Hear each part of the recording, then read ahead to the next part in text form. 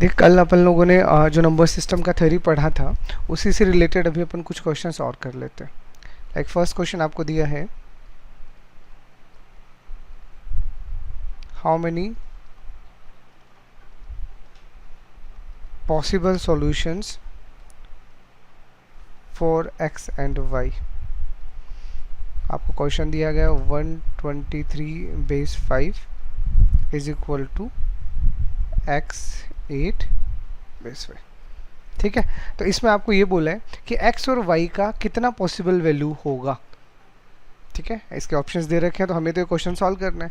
तो देखो यहाँ से हमें क्या समझना है, जो हमने कल आपको तरीका बताया था उस तरीके के अकॉर्डिंग क्या है। देखो डेसिमल तो कहीं पे भी नहीं है, इसका मतलब हमें क्या करना है, दोनों को डेसिमल में कन्वर्ट करना है। तो ये क्या आएगा, 5⁻2 इंटू 1, 5⁻1 इंटू 2, 5⁻0 इंटू 3 और इज इक्वल टू ये क्या आएगा, y⁻1 into x and y⁻0 into 8। ठीक है, ऐसा कन्वर्ट कर लिया।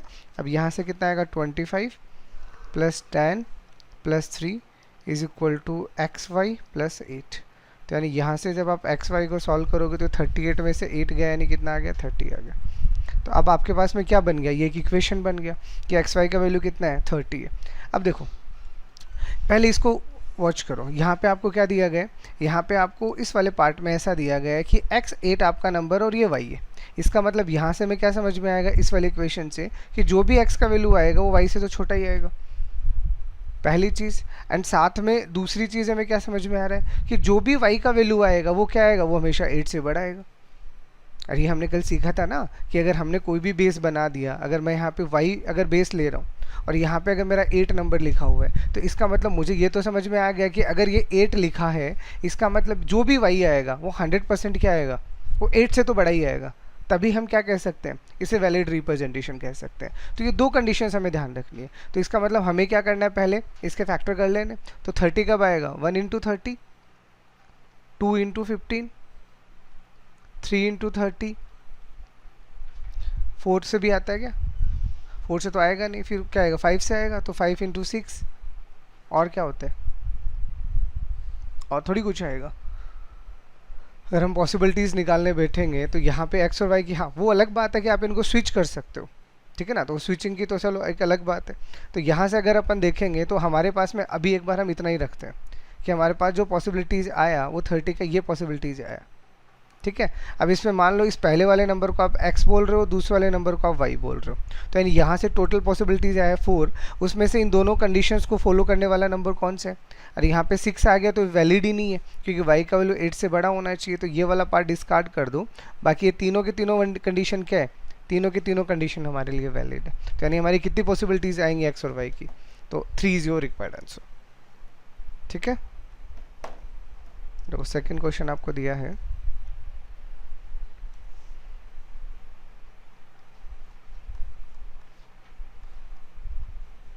what is a base in given relation। ठीक है, आपको रिलेशन दिया गया है √121 इज इक्वल टू 11 और this is the option based question. काफ़ी स्मार्ट प्रॉब्लम है, इसीलिए मैं इसके ऑप्शन भी लिख रहा हूँ।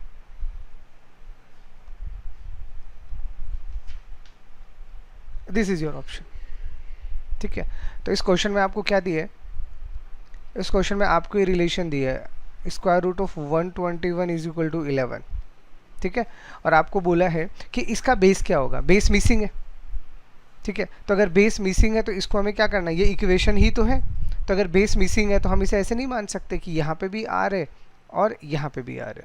ठीक है, अब हमें ये नहीं पता कि इसने ये जो ऑपरेशन लिखा है ये किस बेस में लिखा है। तो नॉर्मली हम इसे डायरेक्ट देखेंगे तो हमें क्या समझ में आएगा कि रूट अगर 121 निकालते तो 11 होता है, यानी 10 बेस पे तो बिल्कुल सही है। इसमें तो मेरे को दिक्कत ही नहीं है, 10 बेस में तो बिल्कुल सही है, तो 10 तो सही हो गया। बट ऐसा नहीं है 10 ही, 11 भी है और 10 एंड 11 दोनों भी हैं। तो इसका मतलब हमें क्या करना पड़ेगा, 10 बेस के लिए तो वैलिड है, 11 बेस के लिए इसको चेक करना पड़ेगा। ठीक है, तो अगर मैं इसका 11 बेस बनाऊंगा तो मैं कैसे लिखूंगा इसको, अरे आर का वैल्यू चाहो तो आप इसे क्वाड्रेटिक की तरह ट्रीट कर लो, ठीक है ना, या फिर अगर आपके पास ऑप्शन दिए गए हैं तो आप डायरेक्ट ही रखो ना। तो अगर आप इसे 11 रखोगे यहाँ पे तो ये कितना आएगा, 11 का पावर 2, ठीक है, इंटू 1, 11⁻1 इंटू 2, 11⁻0 इंटू 1, तो ये स्क्वायर रूट है। और यहाँ पे कितना आएगा, 11⁻1 into 1 and 11 raised to power 0 into 1, और आपने यहाँ पे क्या किया, इसका रूट, तो ये आपका रूट आ गया। तो ये यहाँ से कितना आएगा 121 प्लस का 22 और प्लस का 1 का स्क्वायर रूट, और यहाँ से कितना आ रहा है 11 प्लस 1 यानी 12। तो देखो ये कितना आ रहा है 144 आ रहा है, तो 144 का रूट 12 ही होता है, तो मैथमेटिकली इसका स्क्वायर कर दो, दोनों साइड में इक्वल है, इसका मतलब 11 भी सही है। ठीक है, इसका मतलब ऐसा नहीं है कि हम इस ऑप्शन को देखेंगे। अब इसने एक ऑप्शन और दे रखा है ग्रेटर देन 2, इसका मतलब क्या समझ में आया, अब 10 एंड 11 तो हमारे ऑप्शन आ गए। अब ऐसा भी तो हो सकता है 2 से बड़ा हो, तो इस ऑप्शन को हमें और चेक करना पड़ेगा, क्योंकि ये क्वेश्चन जो है ना बहुत ही स्मार्ट क्वेश्चन है। तो हम क्या करेंगे, बस इस ऑप्शन को और चेक कर लेते हैं। मान लो आपने आर का वैल्यू 3 दी है, अरे 2 तो हमने चेक कर लिया, 10 एंड 11 वाला ऑप्शन तो बेटर है हमारे लिए। अब क्या ये ऑप्शन भी सही हो सकता है, क्योंकि 2 से बड़ा तो 10 एंड 11 भी होते हैं। तो हम क्या करते हैं 3 पे चेक कर लेते हैं। तो अगर इसे मैं 3 बेस में मानूंगा तो कैसे लिखूंगा, 3 square into 1, 3 raise to power 1 into 2, 3 raise to power 0 into 1, ये आपका यहाँ पे स्क्वायर रूट आ गया, equal to 3 raise to power 1 into 1 and 3 raise to power 0 into 1।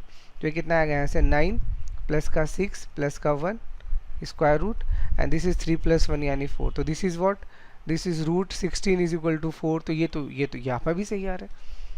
इसका मतलब क्या समझ में आया कि ये क्वेश्चन इतना स्मार्ट क्वेश्चन था कि अगर आपने थोड़ा सा भी दिमाग जल्दबाजी की तो आप इस पर टिक कर दोगे। तो इसका मतलब इसका ज़्यादा बेटर ऑप्शन कौन सा है, टी इज़ वो रिक्वायर्ड आंसर, क्योंकि 10 और 11 तो दोनों ही क्या है 2 से बड़े हैं ना। तो इसके लिए हम इसका अगर जनरल आंसर निकालेंगे तो ये 3 के लिए अगर वैलिड है, इसका मतलब तो ये 4 के लिए भी वैलिड होगा और 5 के लिए भी वैलिड होगा। ठीक है, नेक्स्ट देखिए,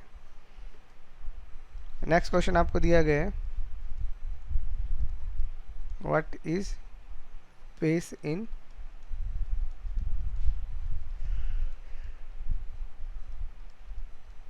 following relation। आपको रिलेशन दिया गया 312 divided by 20 is equal to 13.1। तो ये आपको क्या दिया है, एक मैथमेटिकल ऑपरेशन दिया है, बट ये मैथमेटिकल ऑपरेशन किस बेस का है वो आपको नहीं दिया गया। तो अगर नहीं दिया गया तो हमें मानना पड़ेगा कि हम मान लेते हैं कि ये जो भी ऑपरेशन दिया गया है ये आर बेस का ऑपरेशन है। ठीक है, तो आप क्या करो, हर जगह पे बेस आर लिख दो। तो अब आर लिख दिया, तो अब इसे सॉल्व करेंगे तो यहाँ से कितना आएगा आर स्क्वायर, यानी इसको मैं डायरेक्टली लिख दूँ फिर, क्योंकि आपको सारा तो समझा ही चुका हूँ। तो ये 3 स्क्वायर आएगा, ये आर इंटू 1 करोगे तो ये आर आएगा, और यहाँ से +2, और अपोन में यहाँ से कितना आएगा 2r, और इज इक्वल टू में इसको सॉल्व करोगे तो कितना आएगा आर के साथ 1 और प्लस का 3, और यहाँ से प्लस क्या आएगा आर एस टू पावर -1। तो इसको मैं 1/r डायरेक्ट लिख दूँ, क्योंकि इतना तो अपन सॉल्व कर ही चुके हैं ना, हमें आता है इतना। तो इसका मतलब अगर मैं इसको एलसीएम लेके इसको भी सॉल्व करूँगा तो आर स्क्वायर प्लस का 3r प्लस का 1/r।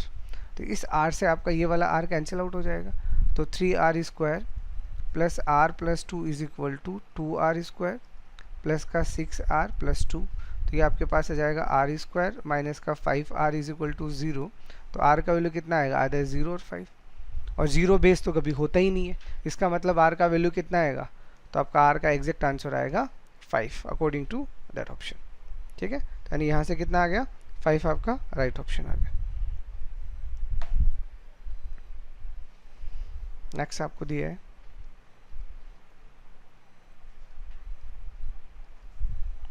What is base of x and y। Question आपको दिया है 73x is equal to 54y। ठीक है, और this is option based question, क्योंकि ये तो अब आपको ऑप्शन से ही चेक करना पड़ेगा। तो 8 16 10 12 9 13 और 8 11। ठीक है, तो ये एक्स वाई की फॉर्मेट में मैंने आपको डायरेक्ट ऑप्शन लिख दिया। अब देखो, अब आपको दिया गया क्या है, जैसे मैंने आपको बोला था कि एक भी अननोन आ सकता है और दोनों भी अननोन आ सकते हैं। तो अगर दोनों अननोन्स आए हैं तो ये क्वेश्चन आप बेटर रहेगा आप ऑप्शन से कर लो।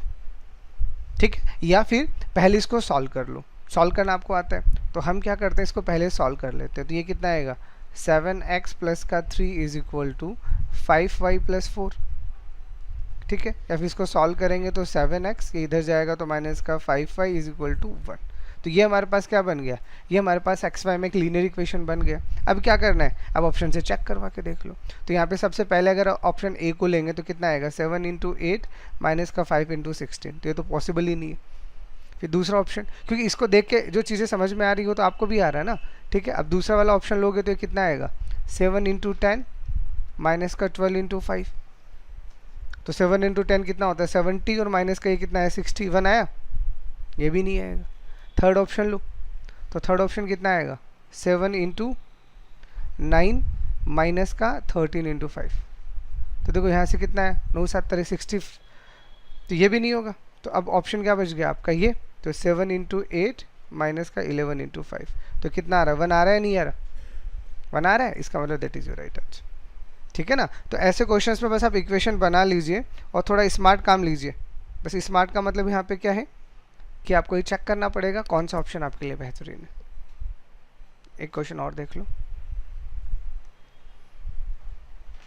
आपको दिया गया है how many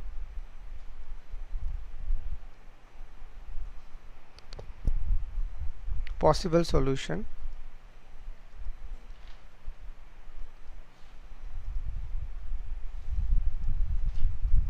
for x and y। आपको इक्वेशन दिया गया है 43x is equal to y3 8, ये आपका क्वेश्चन, ठीक है। तो आपको बोला है कि यहाँ पे x और y का कितना पॉसिबल सॉल्यूशन होगा, ठीक है। तो पहले तो हम इक्वेशन बना लेते हैं, तो यहाँ से इक्वेशन क्या आएगा 4x प्लस का 3 is equal to 8y plus का 3, तो यानी यहाँ से आपके पास में कितना आ जाएगा x is equal to 2y।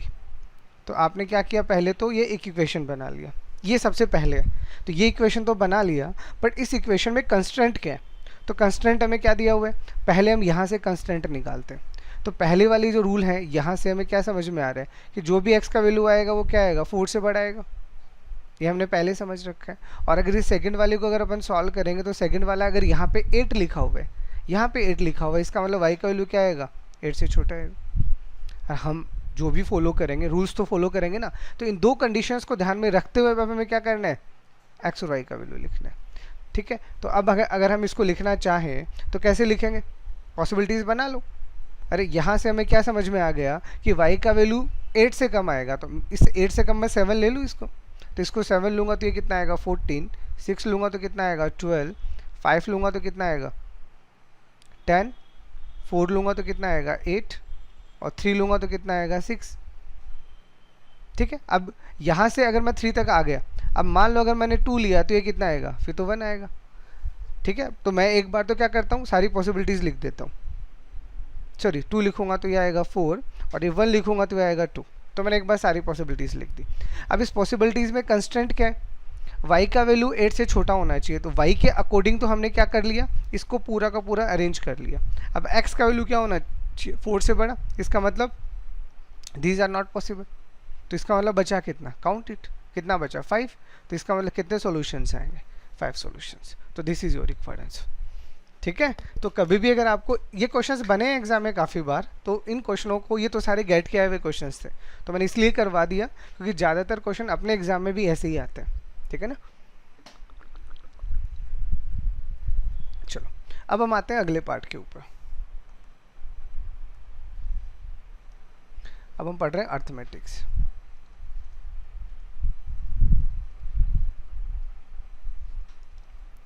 तो देखो अर्थमेटिक्स में अब हमारे पास में सिंपल सा, अर्थमेटिक्स में क्या आ सकता है, addition, subtraction, multiplication and division, ये किसी भी बेस के साथ आ सकता है।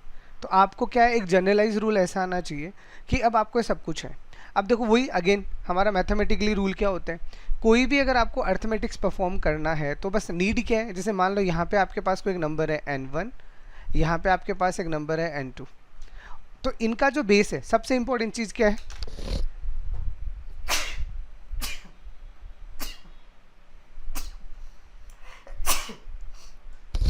सॉरी, सबसे इंपॉर्टेंट चीज़ यहाँ पे क्या है कि किसी भी दो नंबर के साथ में आप एडिशन करो, सब्ट्रैक्शन करो, मल्टीप्लिकेशन करो या डिवीजन करो, इन दोनों का बेस सेम होना जरूरी है।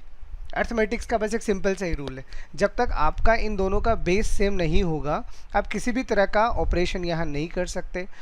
इन चारों में से कोई भी ऑपरेशन आप ले लो, तो अगर नहीं है, मान लो ये अलग बेस है, ये अलग बेस है, तो सबसे पहला रूल हमारा क्या होगा, convert it into same base. तो इसीलिए हमने पहले कन्वर्जन पढ़ा है। मान लो अगर ये R1 है और ये R2 है, तो पहला काम क्या है, इन दोनों को सेम बेस में बना लो। सेम किसी में भी कोई फ़र्क नहीं पड़ता, या तो R1 को R2 बना लो, या R2 को R1 बना लो, या दोनों को किसी तीसरी बेस में बना लो, लेकिन सेम होना चाहिए। जैसे ही आपका सेम हो गया, उसके बाद में आप किसी भी तरह का अर्थमेटिक्स परफॉर्म कर सकते हो। तो बस ये रूल आपको समझ आना चाहिए। अब करेंगे कैसे, तो देखो, तो सिंपली जैसे आपको एडिशन करना है, तो एडिशन करने के लिए आपको बस क्या पता होना चाहिए, अरे डेसिमल का एडिशन आना चाहिए। मान लो अगर मैं अभी पहले मैं एक डेसिमल का नंबर लिख रहा हूँ,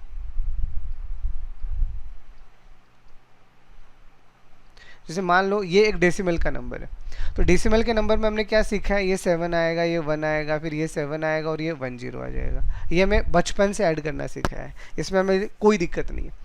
तो पहले हमारे पास सिर्फ एक ही सिस्टम हुआ करता था, डेसिमल, इसलिए अभी हमने कभी जाना नहीं कि ये एडिशन के पीछे का बैकग्राउंड क्या है।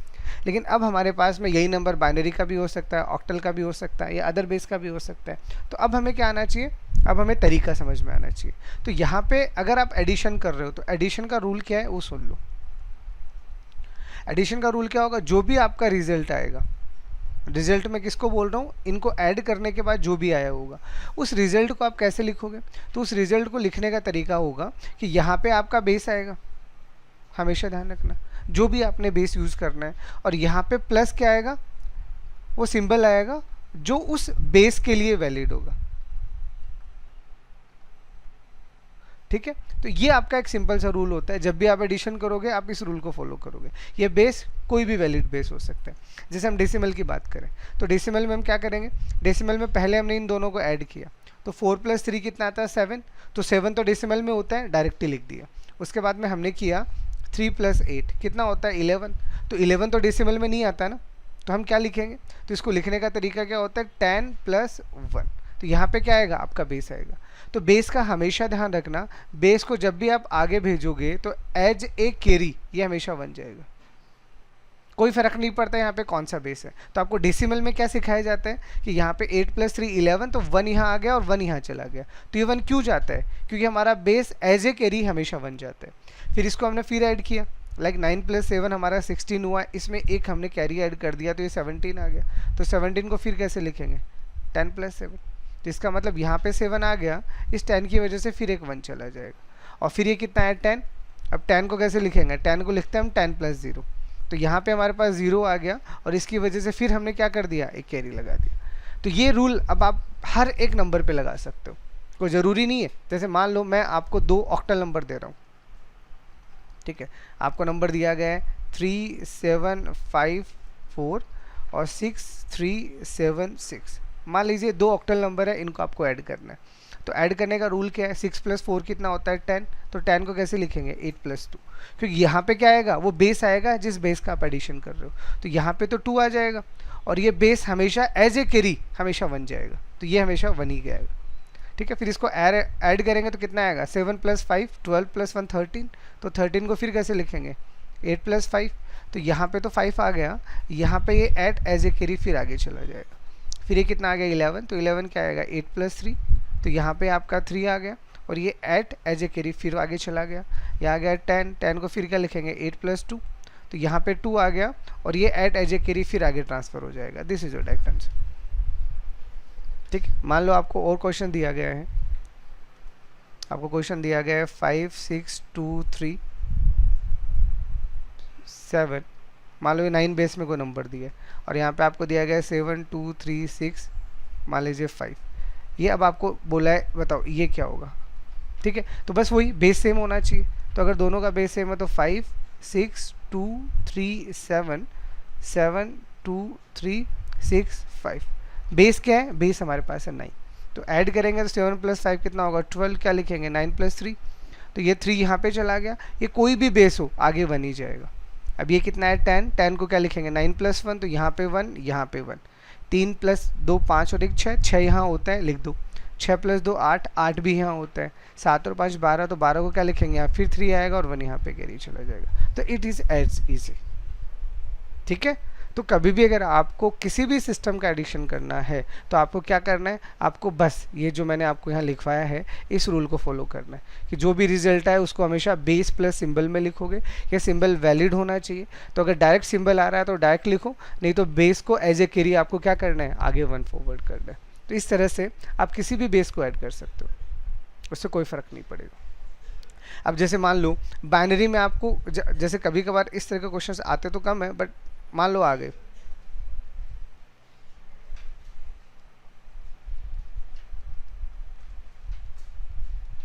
मान लो इसको आपको ऐड करने के लिए बोले, ये बाइनरी का एडिशन है, मैंने 3 का ले लिया क्योंकि 2 का तो वैसे भी काफ़ी आसान है। तो अब देखो यहाँ पे रूल क्या होगा, तो वो जो रूल मैंने आपको लिखवाया है, जो रिजल्ट वाला रूल, वो एग्जैक्टली थोड़ा सा मॉडिफाई होता है। और वो कैसे होते हैं, वो ऐसे होते हैं कि यहाँ पे आपको बेस लिखने और बेस के मल्टीप्लाई में आपका यहाँ कैरी आता है। चलो मैं इसको और स्टैंडर्ड करके लिख देता हूँ, और यहाँ पे सिंबल आता है, वो जो ऊपर लिखा आता है ये उससे ज़्यादा स्टैंडर्ड है। ठीक है, जैसे आपने अभी भी जो बेस यहाँ पे 10 लिखा था तो 10 के साथ में इंटू 1 किया था, इसीलिए आपका कैरी 1 गया था। अब जैसे इसको अगर आप ऐड करोगे तो 1 + 1 + 1 कितना होता है 3, और 3 को क्या लिखोगे 2 + 1, तो यहाँ पे 1 आ जाएगा और ये 1 आगे कैरी चला जाएगा। फिर ये कितना आएगा 3, तो 3 में यहाँ 1 आएगा, ये 1 फिर आगे कैरी चला जाएगा। फिर ये कितना है 3, फिर यहाँ 1 आएगा, फिर 1, फिर 3 आया 1 1, फिर यहाँ पे 1, यहाँ पे 1, तो 1 + 1 कितना होता है 2, 2 को क्या लिखेंगे 2 + 0, तो यहाँ पे 0 और यहाँ पे आ गया 1, तो ये कितना आ गया, ये अब आपके पास में आ गया 4। तो 4 को कैसे लिखेंगे अब, अरे 4 को 2 + 2 तो नहीं लिख सकते ना, क्योंकि बाइनरी में 2 थोड़ी वैलिड डिजिट होता है। तो हम क्या करेंगे, अगर हमारा ये वाला सिंबल वैलिड नहीं है तो हम यहाँ पे साइक्लिसिटी यूज़ करेंगे, मतलब हो सकता है 1 से काम नहीं चल रहा तो आप 2 कैरी ले लीजिए। तो अब ये 0 वैलिड है तो यहाँ तो 0 आ जाएगा, और अब यहाँ पे जो आ रहा है ये एज ए कैरी आगे फॉरवर्ड हो जाएगा। ठीक है, अब ये 2 अपन फिर नहीं लिख सकते, तो फिर 2 लिखा है तो अब हमें क्या करना पड़ेगा, 2 को फिर ब्रेक करना पड़ेगा। तो 2 को कैसे लिखेंगे 2 + 0, तो यानी यहाँ पे फिर कितना आएगा 0, और फिर इस 2 की वजह से 1 चला जाएगा। या फिर ये तो लास्ट नंबर है, तो लास्ट में आप क्या बोल सकते हो 4 का डायरेक्ट बाइनरी लिख दो तो 100 सीधा भी आ जाएगा। ठीक है, तो इस तरह से आप क्या कर सकते हो, किसी भी सिस्टम का एडिशन कर सकते हो, आपको कोई दिक्कत नहीं आने वाला। ठीक, सेकंड आपके पास आता है सब्ट्रैक्शन। देखो, तो सब्ट्रैक्शन में भी आपको पहले क्या चेक करना है, डेसिमल। जैसे अगर मैं डेसिमल में, मान लो अभी मैं डेसिमल का कोई एग्जांपल लिख रहा हूँ 4 3 5 एंड 6 2 3, मान लो ये डेसिमल का, यहाँ पे मान लीजिए 4 की जगह पे मैं 7 कर देता हूँ, ये डेसिमल का सब्ट्रैक्शन है। तो देखो ऊपर वाला नंबर बड़ा हो नीचे वाला नंबर छोटा होता है तब तो कोई बोरो होता ही नहीं है, तो ये कितना आएगा 2, ये कितना आएगा 1 और ये कितना आएगा 1, ये तो डायरेक्ट ही हो जाएगा। तो ये तो किसी भी सिस्टम में काम करेगा। दिक्कत कब आएगा, मान लो आपका नंबर ऐसा है,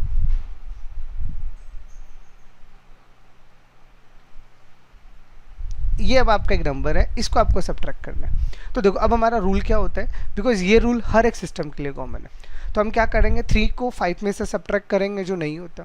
तो अब हमें क्या सिखाया जाता है कि यहाँ से एक बोरो ले लो।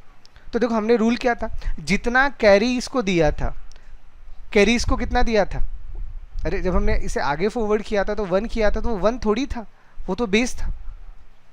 इसका मतलब अगर आप बोरो में अगर 1 ले रहे हो तो 1 नहीं ले रहे हो, यहाँ से तो आपने एक 1 कम किया तो 1 हो गया, तो आगे 1 नहीं जाता, यहाँ पे कितना जाता है बेस जाता है। ठीक है, तो 10 + 3 कितना होगा 13, और 13 में से 5 जाता है तब आपका 8 आता है। फिर 1 में से 7 नहीं जाता तो हम यहाँ से बोरो लेंगे, यहाँ बोरो नहीं है तो यहाँ से लेंगे, तो ये कितना आ जाएगा ये 5, आगे कितना जाएगा 10, और ये 10 में से एक और कम हो जाएगा ये 9, तो आगे कितना जाएगा 10, तो ये कितना आएगा 11, और 11 में से 7 जाएगा तो कितना आएगा 4, 9 में से 6 जाएगा तो 3, और 5 में से 3 जाएगा तो 2। यही होता है आपका सिंपल। तो बस आपको क्या सिखाया जाता है, आपको यहाँ से ये सिखाया जाता है कि यहाँ से 1 कैरी लो। तो आपको क्या लगता है ये चमत्कार हुआ है कि जब आपने, देखो सोचो, जब आपने 1 कैरी लिया है तो 1 को जब 3 को दोगे तो 4 लिखना चाहिए ना, फिर आप इसको 13 क्यों लिखते हो। तो एग्जैक्टली जब आपने कैरी 1 दिया था तो वो 1 थोड़ी था, वो बेस था। जब आप उधार वापस ले रहे हो, जब आप बोरो ले रहे हो तो बोरो में 1 नहीं ले रहे, आप पूरा का पूरा बेस ले रहे हो। तो बस आपको ध्यान क्या रखना होगा, आपको सब्ट्रैक्शन करते वक्त बस इतना ध्यान रखना है कि जब भी आप बोरो लोगे तो वो बोरो कहने को 1 है लेकिन वो 1 नहीं है, वो क्या है, वो आपका बेस है, क्योंकि आपने बेस को ही एज ए कैरी आगे 1 फॉरवर्ड किया था। बस अब कोई भी सिस्टम हो आप सेम रूल लगाइए। मान लीजिए मैं कोई ऑक्टल का नंबर लिखता हूँ, मान लीजिए ऑक्टल में आपको लिखा है 732051636 मान लीजिए ये कोई नंबर है, इसको आपको सब्ट्रैक्ट करना है और ये नंबर किसका है, ऑक्टल का है। तो 5 में से 2 तो जाएगा, तो ये तो 3 आ जाएगा। अभी 0 में से 6 नहीं जा रहा, तो यहाँ से एक बोरो आएगी, तो ये कितना आ जाएगा 1, और आगे कितना आएगा, आगे आएगा बेस यानी 8। तो 8 + 0 कितना हो गया 8, और 8 में से 6 गया कितना आ गया 2। फिर 1 में से 3 नहीं जा रहा, फिर यहाँ से एक सब्ट्रैक्ट होकर 2 आ जाएगा, और आगे बोरो कितना जाएगा 8। तो अब ये कितना आ गया, ये 9, और 9 में से 3 जाएगा कितना जाएगा 6। अब 2 में से फिर 6 नहीं जा रहा, तो फिर यहाँ से एक कम होगा और 8 यहाँ पे बोरो चला जाएगा। तो 8 + 2 10, और 10 में 6 गया 4, और 6 - 1 कितना आ जाएगा 5। This is your answer. तो कितना आसान है। अगर आपको डेसिमल का लॉजिक समझ में आ गया ना, तो उसके बाद में आप किसी भी नंबर को कर सकते हो। मान लो आपको हेक्साडेसिमल का एक नंबर दे रखा है,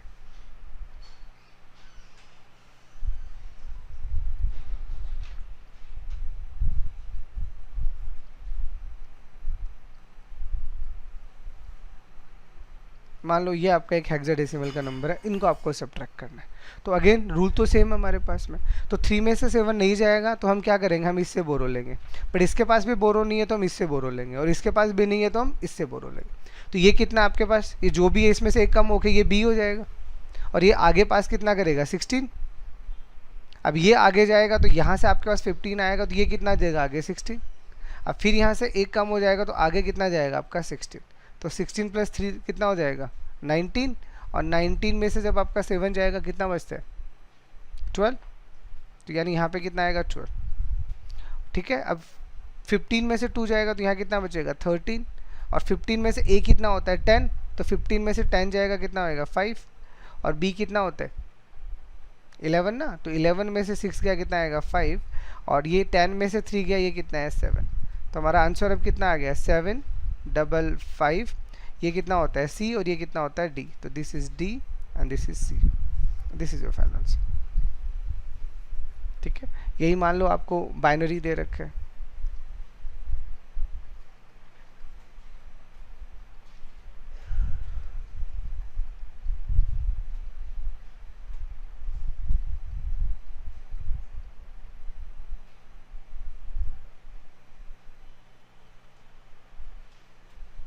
और यहाँ पे 0 कर देते हैं, यहाँ पे 1। ये आपको ये आपको बाइनरी सब्ट्रैक्शन दी है। ठीक है। तो देखो रूल हमारा क्या है, 0 में से 1 नहीं जाएगा, तो यहाँ से एक बोरो लेंगे, तो ये 0 जाएगा, आगे कितना आएगा 2। तो 2 में से 1 जाएगा, कितना बचा 1। फिर 0 में से 1 नहीं जाता, तो बोरो कहाँ से आएगा, यहाँ से आएगा, तो ये तो 0, फिर यहाँ पे 2।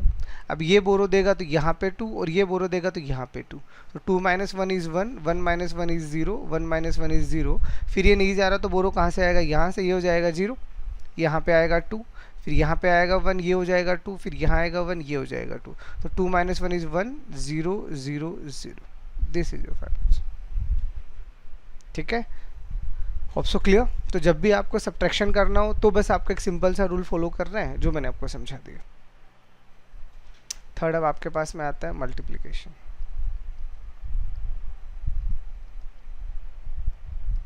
तो मल्टीप्लाई का रूल तो मैं ऊपर आपको बता ही चुका हूँ, बस अब डायरेक्ट मान लो कोई एग्जांपल ले लेते हैं हम। फॉर एग्जांपल आपको कोई ऑक्टल नंबर दे रखा है, आपको नंबर दे रखा है 3 4 6 2, और मल्टीप्लाई करना आपको, मान लीजिए इसको 60 और 4 से।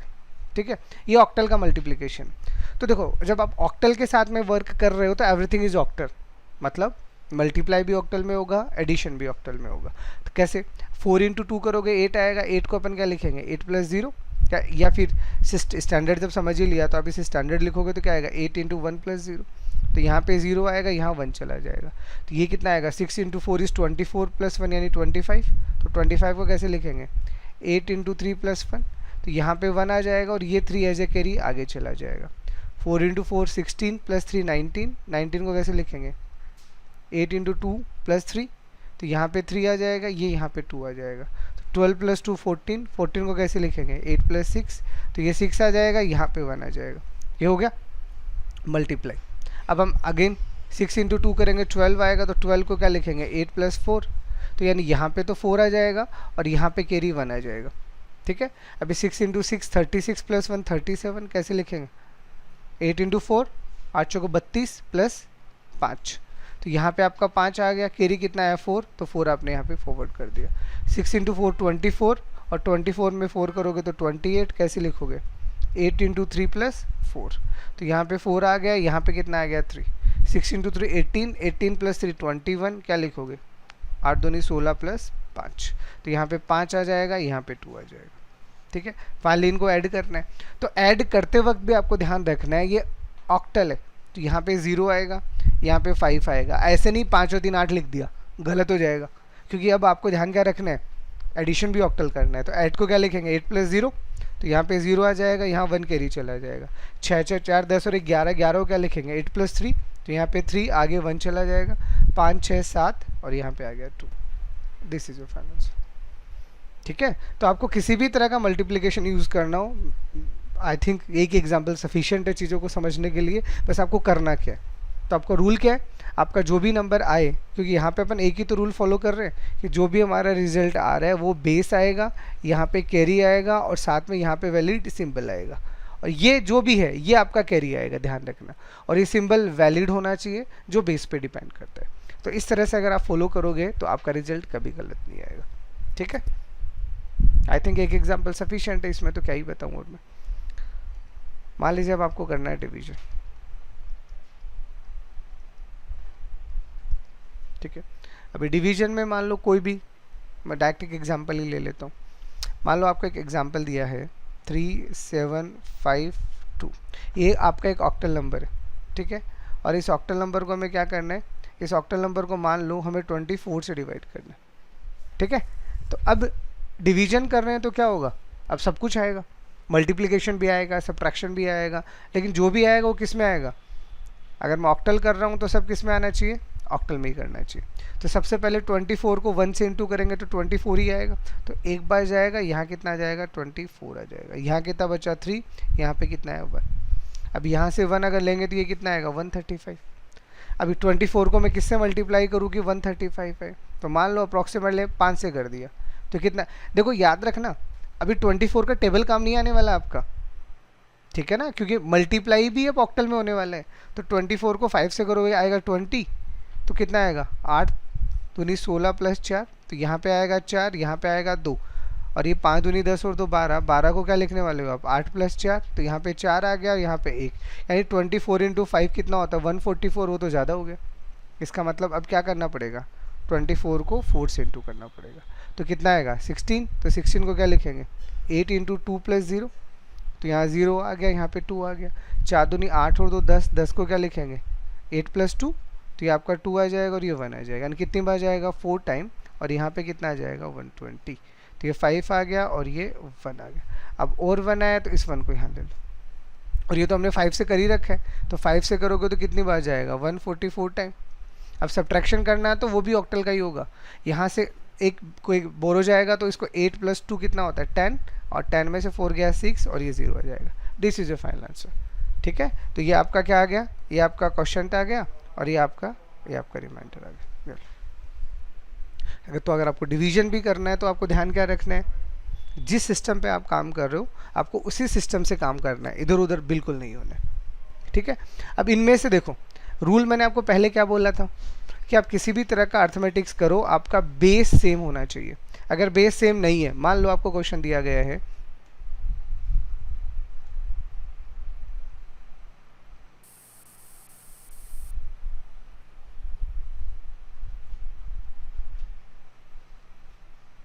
ये आपको क्वेश्चन दिया गया, क्योंकि एग्जाम में जो क्वेश्चन आते हैं वो थोड़े से ट्रिकी आते हैं।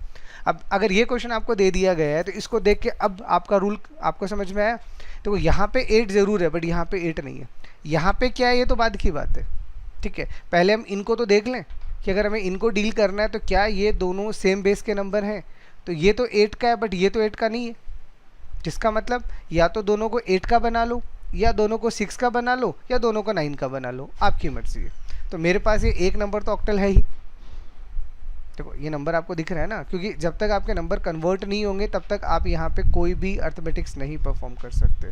ठीक है, तो हम क्या करते हैं इसको 8 बेस में बना देते हैं, तो इसको 8 बेस में बना लो। तो यानी अब हमारे पास क्या आ गया, ये जो 3 2 4 3 6 बेस का नंबर है, पहले इसे क्या करना पड़ेगा, पहले इसे 8 बेस में बनाना पड़ेगा। तो ये 8 बेस में तो सीधा बनेगा भी नहीं, तो हम पहले इसे क्या करेंगे, पहले इसे डेसिमल में बनाएंगे। ठीक है, तो डेसिमल में बनाएंगे तो 1 2 3, तो 6 का power 3 into 3, 6 is to power 2 into 2, 6 is to power 1 into 4 and 6 is to power 0 into 3। तो कितना आएगा, 6 क्यूब कितना होता है 216, और 216 को इंटू 3 करोगे कितना आएगा 648। एक बार आप करके देख लो 648, ये 36 प्लस 2 करोगे तो 72, और ये कितना आएगा 24, और ये कितना आएगा 3, तो दिस इज 27। तो 648 और 72, और ये कितना आ गया 27, तो ये यहाँ से आएगा 17, यहाँ से 1 7 8 9 10, और ये 14 और ये 7, तो 747 ये आ गया आपका 10 बेस में। अब आपको किस में बनाना है इसे, 6 बेस में, क्योंकि अभी हम क्या बनाना चाह रहे हैं, ये नंबर हमारा ऑक्टल में बनाना चाह रहे हैं।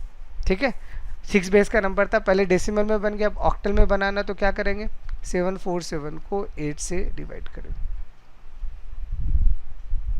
9 टाइम बच गया 2, कितनी बार जाएगा 3 बार, 8 3 24, बच गया कितना 3, वो यहाँ लिख दिया।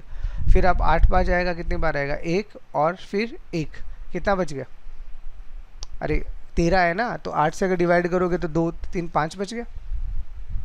फिर 8 से डिवाइड करोगे कितनी बार जाएगा 1 बार, तो यहाँ कितना बच गया 3, और फाइनली यहाँ पे आपका 1 आ जाएगा। तो यानी अब हमें क्या मिल गया, अब हमें इसके इक्विवेलेंट दूसरा नंबर मिल गया। तो यानी अब हमारा सिस्टम कैसे बन गया, अब हमारा सिस्टम बन गया 3752 जो कि ऑक्टल नंबर है, और इसको हम ऐसे लिखेंगे तो कितना आएगा 1353 जो कि एक ऑक्टल नंबर है। इसको अब हमें ऐड करना है, तो ये आएगा 5 5 + 5 10, 10 को क्या लिखेंगे 8 + 2, ये 11, 8 + 3, ये 3 4, और ये कितना आ गया आपका 5।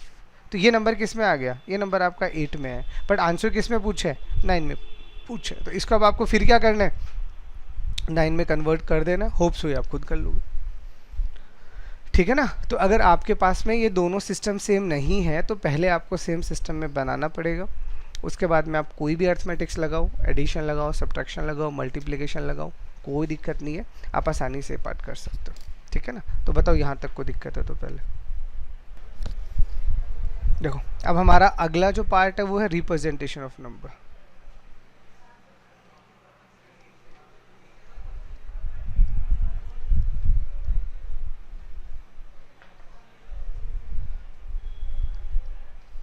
अब आप किसी भी नंबर को अगर आप रिप्रेजेंट करना चाह रहे हो, ठीक है, तो रिप्रेजेंट करने के लिए हमारे पास में 2 तरह के कॉन्सेप्ट्स होते हैं।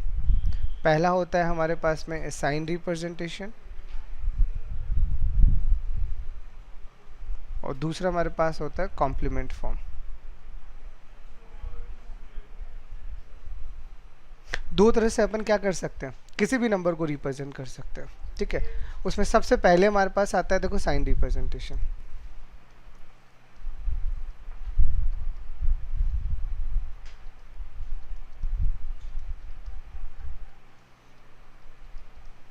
तो साइन रिप्रेजेंटेशन में अगर आप किसी भी नंबर को रिप्रेजेंट करोगे तो देखो पहले तो समझो, अगर साइन रिप्रेजेंटेशन का सिंपल सा मतलब क्या है कि मेरा जो भी नंबर होगा आइदर इट इज़ पॉजिटिव और नेगेटिव। अरे मेरे पास मान लो एक नंबर दिया गया है 8, तो 8 दिया गया है, तो 8 का बाइनरी तो मुझे पता ही है ना क्या होता है 10000।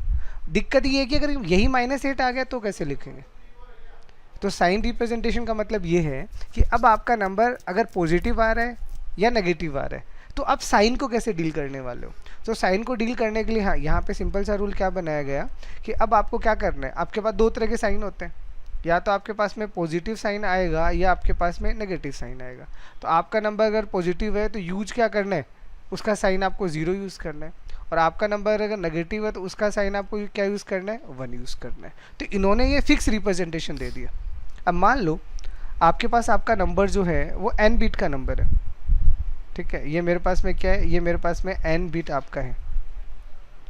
तो अगर मुझे किसी भी n बिट नंबर को साइन में रिप्रेजेंट करना है तो यहाँ पे मैंने क्या बोला कि आपका 1 बिट जो है, 1 बिट ये जो भी है, ये 1 बिट तो आपका किसके काम आने वाला है, ये सिर्फ साइन के काम आने वाला है। यहाँ पे कभी भी आप मैग्नीट्यूड स्टोर नहीं कर सकते, तो 1 बिट तो आपका गया। अब बचा कितना, तो जो आपका n-1 बिट होता है वही क्या काम आने वाला है, वही आपको डेटा के काम आने वाला है। और यहाँ पे जो भी आपका ये बिट होता है इसको अपन कहते हैं MSB, यहाँ पे जो बिट आता है दैट इज कॉल्ड MSB यानी मोस्ट सिग्निफिकेंट बिट, और यहाँ पे अगर कोई डिजिट अगर आ रहा है, मान लो कुछ आ रहा है, तो इसको अपन कहते हैं LSB, लिस्ट सिग्निफिकेंट बिट। ठीक है, तो MSB जो होता है किसी भी नंबर को जब आप लिखने वाले हो तो MSB is always use for sign representation. ठीक है, तो अब अगर आपसे कोई पूछे, क्योंकि ये क्वेश्चन एग्जाम में बन चुका है तो मैं पहले यही बता देता हूँ, पहले मैं बात कर देता हूँ रेंज की। रेंज की मतलब अगर मेरे पास में, अगर मैं आपको ऐसा बोलूँ कि मेरे पास में एक 10 बिट का नंबर है, 10 बिट मेरे पास में है, तो 10 बिट के नंबर को अगर मैं स्टोर करने बैठूंगा तो उसका मिनिमम और मैक्सिमम वैल्यू क्या होगा, और रेंज का मतलब तो आप खुद भी जानते हो। तो देखो यहाँ से सीन क्या होता है, जब भी हम साइन फॉर्म में नंबर बनाएंगे, मान लो आपने बोला कि आपको क्या करना है, 10 बिट में नंबर बनाना है, तो 10 बिट में नंबर बनाना है तो नंबर तो आपका बाइनरी है ना, तो बाइनरी है, इसका मतलब आपका हर एक पे कितनी पॉसिबिलिटीज आएंगे, 2 पॉसिबिलिटी, और उसमें से अब आपका एक बिट तो आपके काम ही नहीं आने वाला।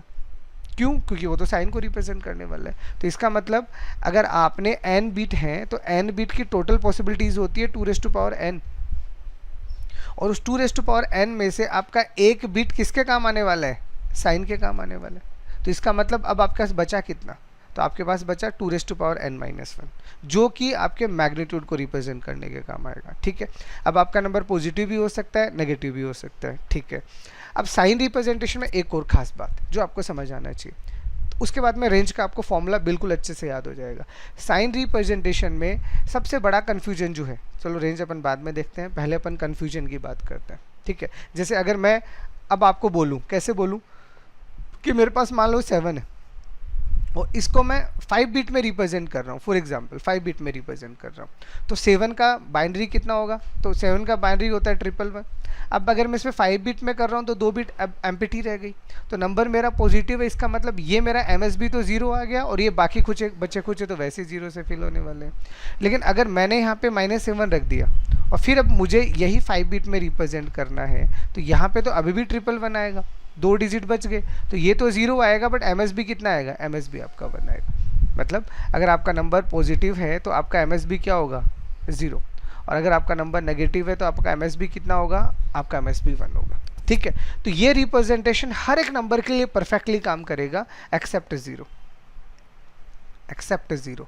तो ये तो नोट बना के याद भी रखना, और जो सबसे बड़ा लूप होल है ये सिस्टम का, और वो क्या होता है कि in sign magnitude we have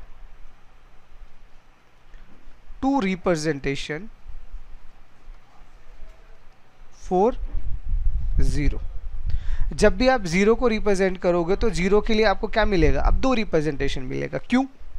क्योंकि इसने तो साइन की बात की, बोला पॉजिटिव नंबर है तो 0, नेगेटिव नंबर है तो -1, अभी ये तो 0 आ गया। अब एक बात बताओ, 0 का साइन क्या होता है, 0 का तो कोई साइन ही नहीं होता, क्योंकि 0 तो न्यूट्रल होता है, और अगर 0 न्यूट्रल है तो मैं इसको पॉजिटिव मानूं या नेगेटिव मानूं, तो इसके लिए इसने क्या बोला, अब आप देख लो आप क्या मानना चाह रहे हो। अगर आप पॉजिटिव मान रहे हो तो ये पॉजिटिव 0 है, और नेगेटिव मान रहे हो तो ये नेगेटिव 0 है। तो इसे भी अगर मान लो आप 7 बिट में लिख रहे हो तो 1 2 3 4 5 6 7, या चलो 8 ही लिख देते, मान लो 8 बिट में लिख रहे हो, एंड दिस इज 1 2 3 4 5 6 7 8।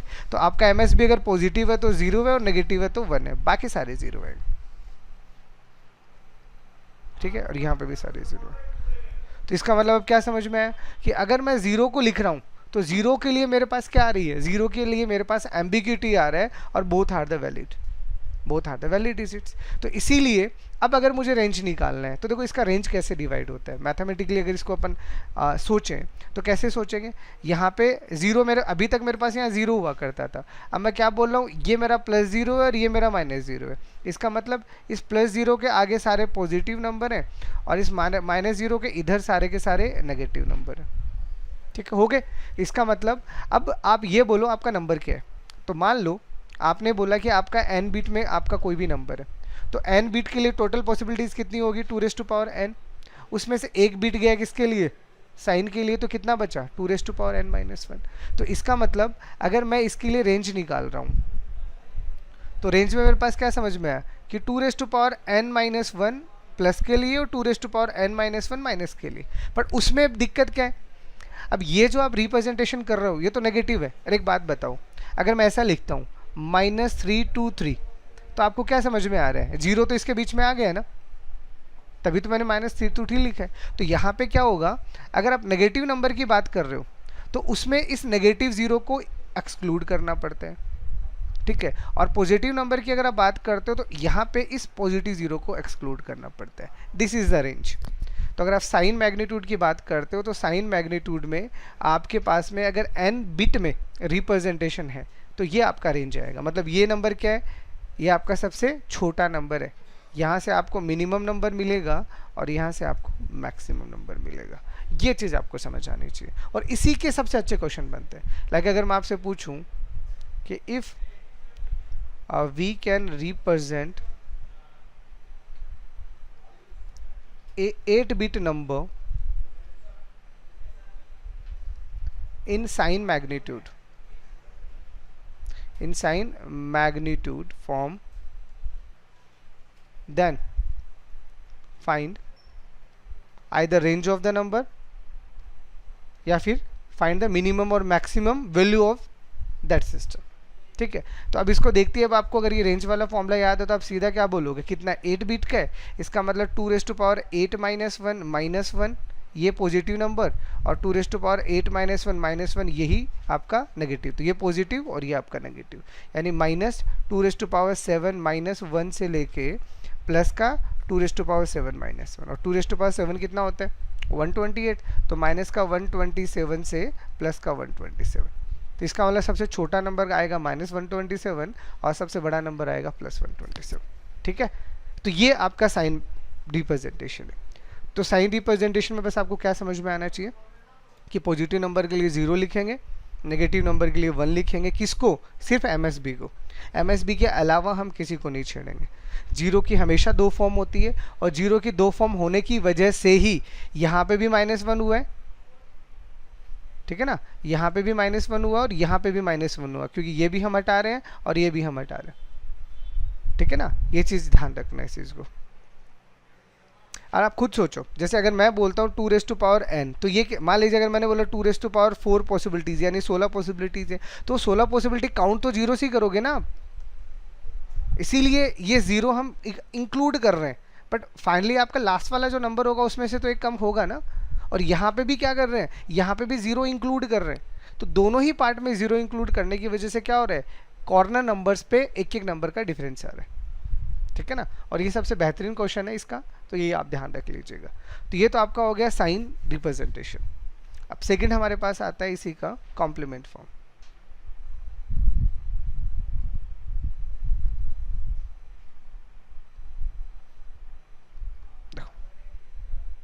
अगर आप कॉम्प्लीमेंट फॉर्म की बात करते हो तो कॉम्प्लीमेंट पहले तो कितने टाइप्स के होते हैं, ठीक है। तो अगर आप ऐसा मानते हो कि आपका जो नंबर है उसका बेस अगर r है, तो आपके पास में 2 तरह के कॉम्प्लीमेंट्स होते हैं। One is called r minus वंश कॉम्प्लीमेंट और सेकंड हमारे पास होता है आर्च कॉम्प्लीमेंट, ठीक है। और ज़्यादातर ये जो कॉम्प्लीमेंट सिस्टम है जो अभी अपन पढ़ रहे हैं, ये किन के लिए वैलिड होते हैं, ये सिर्फ और सिर्फ हमारे लिए, हमारी उन्हीं नंबर सिस्टम्स के लिए वैलिड होता है जो सबसे ज़्यादा पॉपुलर है। जो सबसे ज़्यादा पॉपुलर कौन है, तो अगर मैं सबसे ज़्यादा पॉपुलर सिस्टम की बात करूँ तो आप आर क्या बोलोगे, 2, 8, 10 और 16, बस यही तो होगा। उसके अलावा हम किसी की बात नहीं, इसके अलावा हम किसी की भी कॉम्प्लीमेंट की मैं बात नहीं करते। इसका मतलब अगर मैं r का वैल्यू 2 लूँगा तो यानी यहाँ से क्या बनेगा, यहाँ से बनेगा 1's कॉम्प्लीमेंट या फिर 7's कॉम्प्लीमेंट या फिर 9's कॉम्प्लीमेंट या फिर 15's कॉम्प्लीमेंट। और अगर मैं r का वैल्यू यहाँ पे लूँगा तो यहाँ क्या आएगा, 2's complement, 8's complement, 10th complement और 16th कॉम्प्लीमेंट, ठीक है। तो आपकी r की वैल्यू के अकॉर्डिंग हम क्या करते हैं, कॉम्प्लीमेंट डिसाइड करते हैं, ठीक है। अब ये 2 ग्रुप इसलिए हैं क्योंकि हर एक ग्रुप का क्या है, डील करने का अपना तरीका है। वो क्या है वो मैं अभी आपको बताता हूँ। देखो फर्स्ट हमारे पास अब आता है पहले r माइनस वंश कॉम्प्लीमेंट,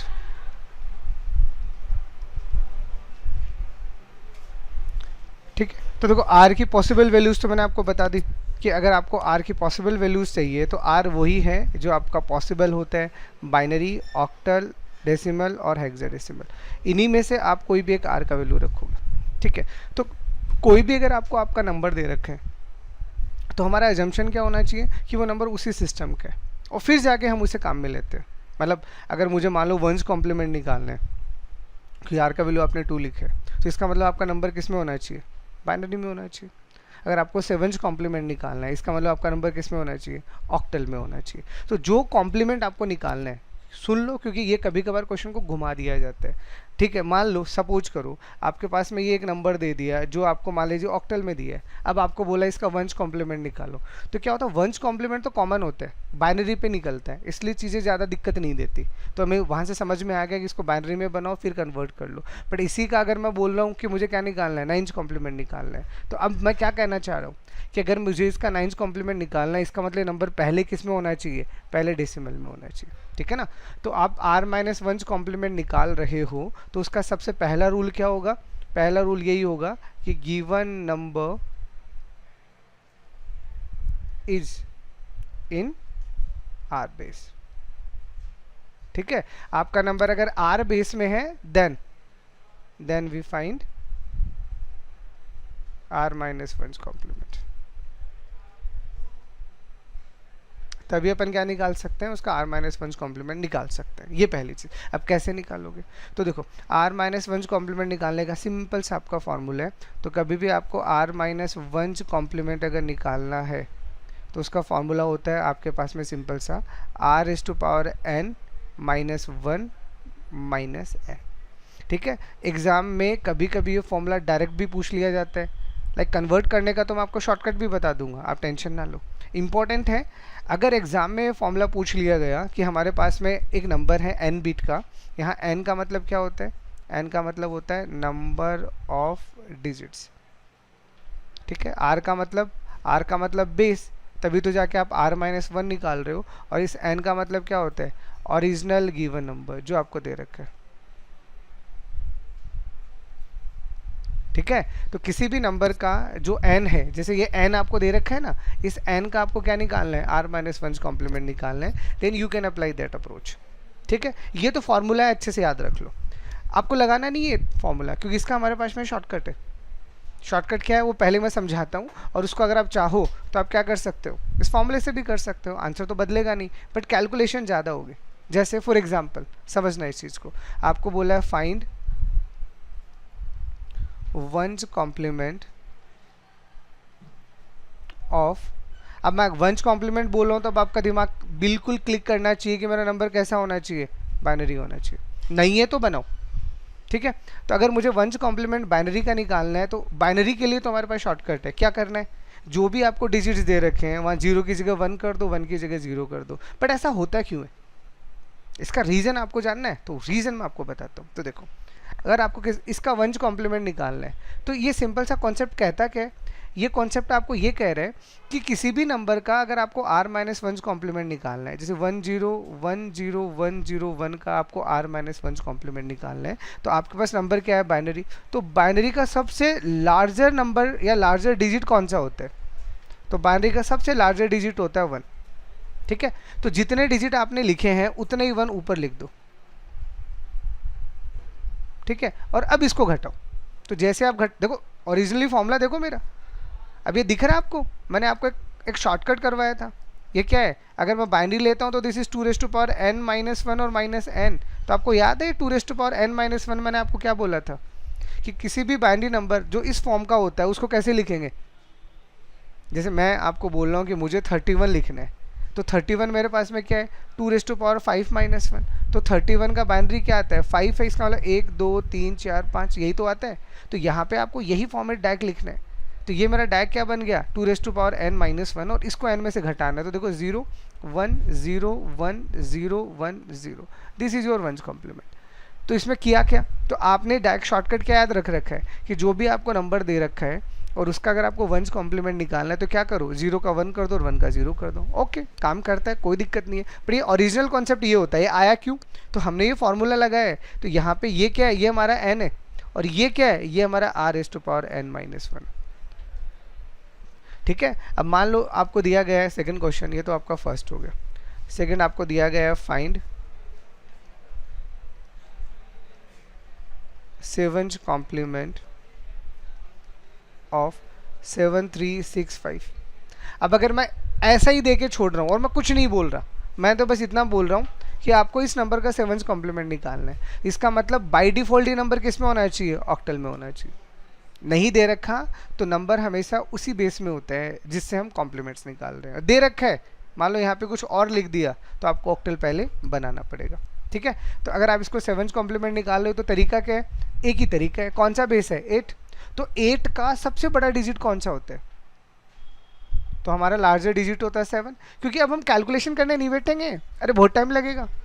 देखो ये फॉर्मूला है, पहले तो एक बात समझो, फॉर्मूला मैंने लिखा r⁻n - 1 माइनस का n, तो ये तो मैथमेटिक्स का फॉर्मूला है, और फॉर्मूले हमेशा डेसिमल में काम करते हैं, याद रखना। डेसिमल में काम करते हैं मतलब आप यहाँ r का वैल्यू 8 रखोगे, फिर नंबर ऑफ डिजिट 4 रखोगे, फिर -1 करोगे, तो यहाँ से जो रिजल्ट आए वो डेसिमल है, और उसको फिर आपको क्या करना है, ऑक्टल में बनाना है। तो इतना टाइम नहीं है हमारे पास जो हम टाइम वेस्ट करने बैठे हैं। तो हमने क्या बोला, जो भी हमें नंबर दे रखा है ये हमारे पास हमारा नंबर है जिसका 7th कॉम्प्लीमेंट निकालना है, और इसका ये जो रिजल्ट है ये, इसको लिखने का सबसे आसान तरीका क्या है, ये क्या है, n times larger digit of base r, simple से। तो यानी अगर आपने यहाँ पे क्या लिखना है, 4 डिजिट लिखे हैं, बेस क्या है, ऑक्टल है, तो सबसे बड़ा डिजिट कौन होता है, 7। तो आप यहाँ 7 को 4 बार लिख दीजिए, तो आंसर क्या आएगा, 4140। This is the correct answer. ठीक है, मतलब सिंपल सा तरीका क्या समझ में है कि 1 कॉम्प्लीमेंट 7 कॉम्प्लीमेंट। अब जैसे मैं अब आपको डायरेक्ट पूछ रहा हूँ, क्योंकि अब आप ओरली करना, आपसे पूछ रहा हूँ फाइंड 9th कॉम्प्लीमेंट ऑफ 37658। मान लो एक नंबर है और मैं बोल रहा हूँ उसका 9th कॉम्प्लीमेंट निकालो, तो 9th कॉम्प्लीमेंट बोलते ही अब आपके दिमाग में क्या आना चाहिए कि 37658, और 9th कॉम्प्लीमेंट किसकी वजह से है, डेसिमल की वजह से। तो डेसिमल का सबसे बड़ा डिजिट होता है 9, तो इसका मतलब जितने डिजिट्स आपको दे रखे सब 9 लिख दीजिए और सब्ट्रैक्ट कर दीजिए, तो 6 2 3 4 1, दिस इज रिक्वायर्ड। ठीक है, इसी में मान लो आपको बोला है फाइंड 15th कॉम्प्लीमेंट ऑफ, मान लो आपको नंबर दिया है 3AF26। इस नंबर का आपको क्या निकालना है, 15th कॉम्प्लीमेंट निकालना है। तो बस हमें रूल तो समझ में आ गया। तो अब हमें बेस क्या दिया है, 16, तो सबसे लार्जर डिजिट कौन होता है, F। तो इसका मतलब कितने डिजिट है, 5। तो 1 2 3 4 5, 3AF26। तो 15 में से 6 गया 9, 15 में से 2 गया 13, जो क्या होता है आपके पास में 13 आपका D। 15 में से 15 गया 0, 15 में से 10 गया 5, और यहाँ पे कितना आएगा 12, 12 कितना होता है आपके पास में C। This is right answer. ठीक है, तो r-1 कॉम्प्लीमेंट निकालने का फॉर्मूला आपको इसलिए याद रखना है क्योंकि एग्जाम में डायरेक्ट पूछा जा सकता है, बाकी आपको फॉर्मूला लगाना नहीं है क्योंकि उसमें बहुत ज़्यादा कैलकुलेशन होती है, तो आप ये सीधा ध्यान रख लो। ठीक है, दूसरा इसी में सेकंड, अब आपको क्या निकालना है, सेकंड हमें निकालना है r कॉम्प्लीमेंट।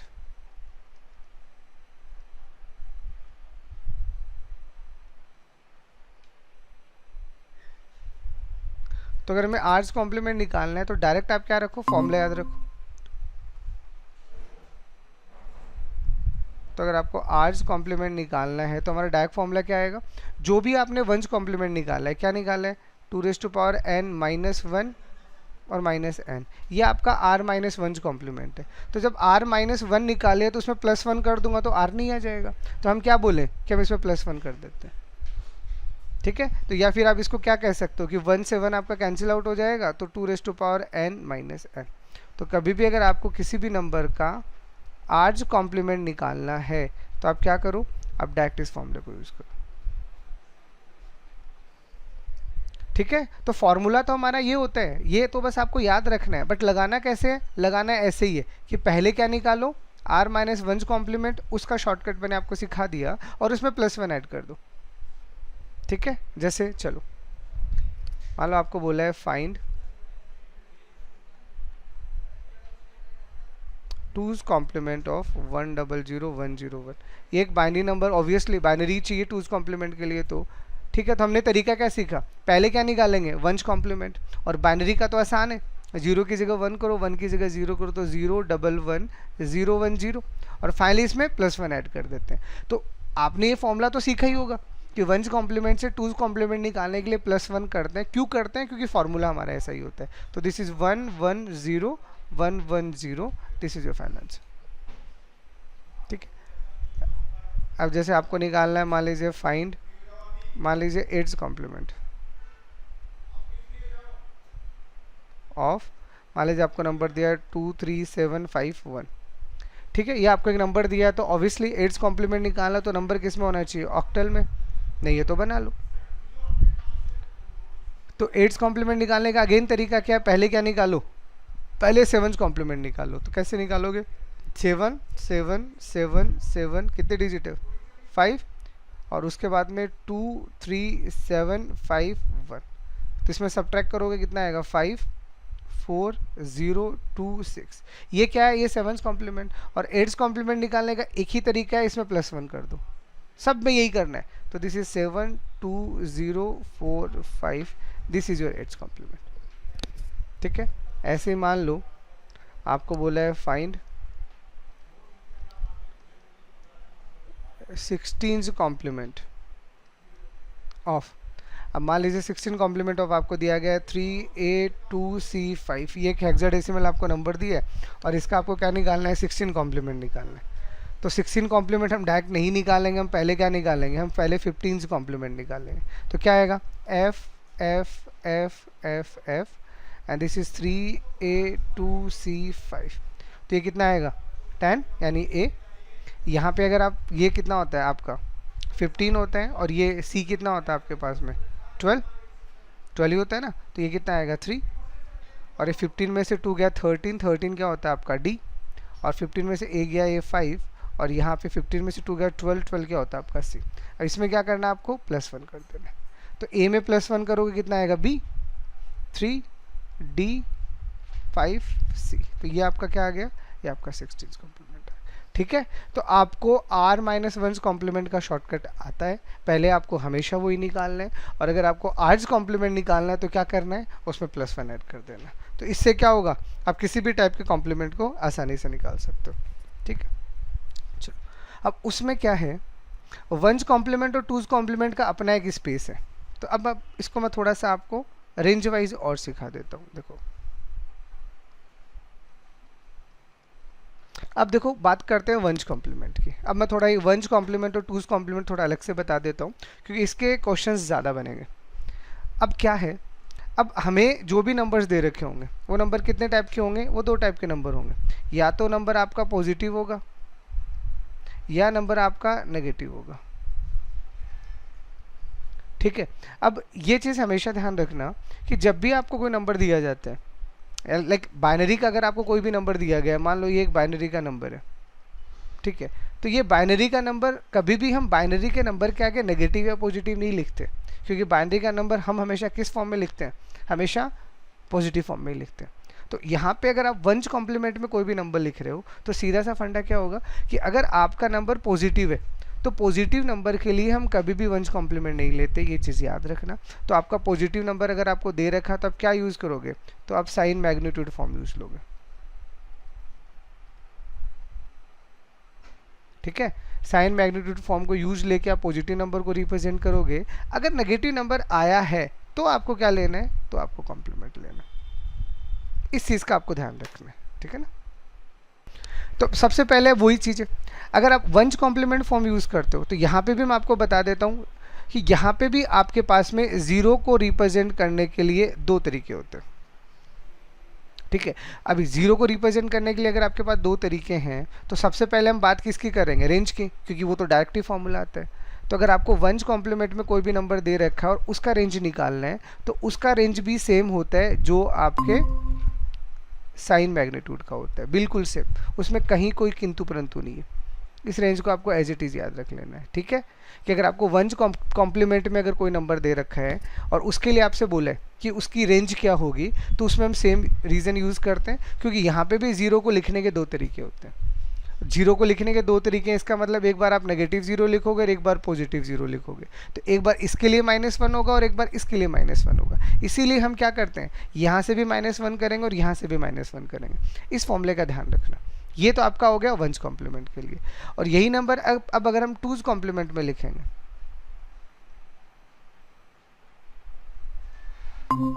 तो देखो टूज कॉम्प्लीमेंट में अब अगेन वही, या तो नंबर आपका पॉजिटिव होगा या नंबर आपका नेगेटिव होगा।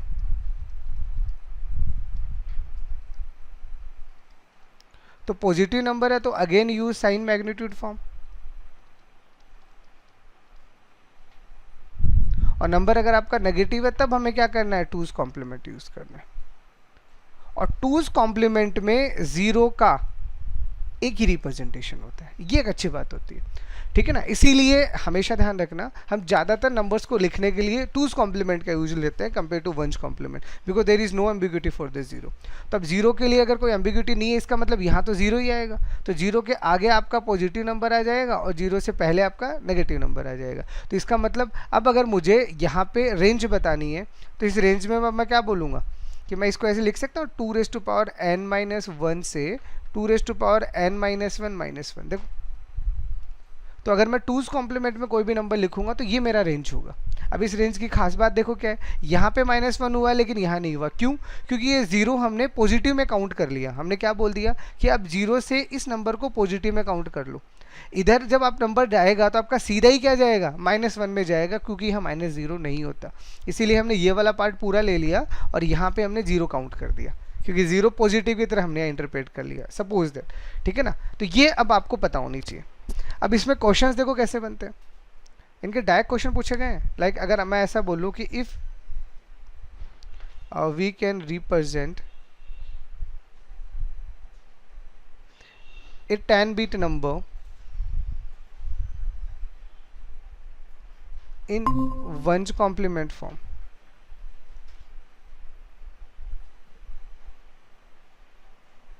then find minimum और मैक्सिमम नंबर।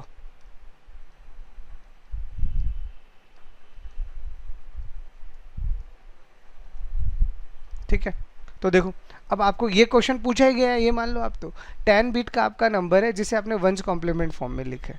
तो वंस कॉम्प्लीमेंट का रेंज क्या होता है, 2n-1 से -1 से 2n-1 ये हमारा रेंज होता है। n हमारा रिप्रेजेंटेशन होता है जो 10-bit में है, तो ये यानी -2n-1 से प्लस का 2n-1। तो 2n कितना होता है, 512, और 512 में से एक जाएगा तो माइनस का 511 से 511।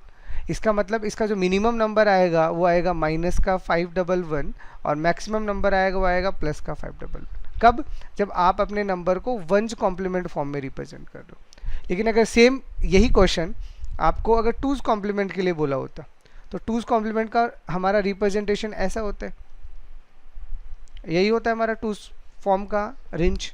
तो अगर वही 10-bit का नंबर हम यहाँ लिखेंगे तो अब हमारे पास क्या आएगा, -2n से प्लस 2n-1। तो ये तो रेंज आ गया। तो यानी मिनिमम नंबर यहाँ से कितना आएगा, माइनस का 512 और मैक्सिमम नंबर कितना आएगा, 511। तो यहाँ पे अब आपकी चीज़ें बदलने लग जाएंगी, ठीक है। या फिर और क्वेश्चन आपके ऐसे बन सकते हैं कि रिप्रेजेंट -1 इंटू 16-bit रिप्रेजेंट, या फिर -1 which is stored in 16-bit number in hexadecimal form. जैसे ये क्वेश्चन आपके मान लो आया हुआ क्वेश्चन, ये लैंग्वेज थोड़ा अलग था बट मैं इसको डायरेक्टली लिख देता हूँ। अब आपको क्या बोला है, ये -1 आपका एक नंबर है, ठीक है। अब देखो याद रखना, अगर नंबर के आगे नेगेटिव लगा हुआ है ना तो नंबर 100% डेसिमल है, क्योंकि बाइनरी नंबर को हम हमेशा पॉजिटिव लिखते हैं, उसके आगे कभी माइनस नहीं आता। अगर नेगेटिव अगर लगा रहे हैं तो नेगेटिव का कॉन्सेप्ट सिर्फ डेसिमल के लिए बना है, बाकियों के लिए नहीं बना। तो अगर मैं यहाँ -1 लिख रहा हूँ तो मैं पहले 1 की बात करूँगा, तो 1 क्या आएगा, 16-bit में आप लिख रहे हो तो 0 13 14 15 0 और एक 1, ये आपका 1 आ गया। और अब आप इसे 16-bit hexadecimal form in two's complement, ठीक है, तो इसने क्या बोला, -1 को अगर आप 2's कॉम्प्लीमेंट फॉर्म में लिखोगे 16 बिट में तो उसका हेक्साडेसिमल नोटेशन क्या होगा। तो ये तो 1 आ गया।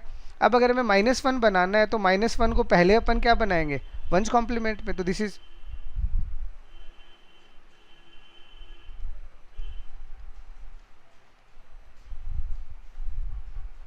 ये आ गया -1 का। ये क्या है, ये आपका 1's कॉम्प्लीमेंट फॉर्म है। 2's बनाना है तो इसमें अपन जैसे ही +1 करेंगे ये आपका ऐसा बन जाएगा। अब इसने इसे हेक्साडेसिमल बोला है तो बाइनरी को हेक्साडेसिमल करना हमें आता है।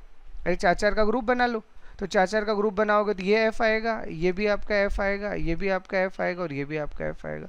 तो यानी -1 का हेक्साडेसिमल नोटेशन क्या आएगा, ये आपका -1 का हेक्साडेसिमल नोटेशन आएगा अगर आप इसे 2's कॉम्प्लीमेंट फॉर्म में रिप्रेजेंट करोगे। ठीक है।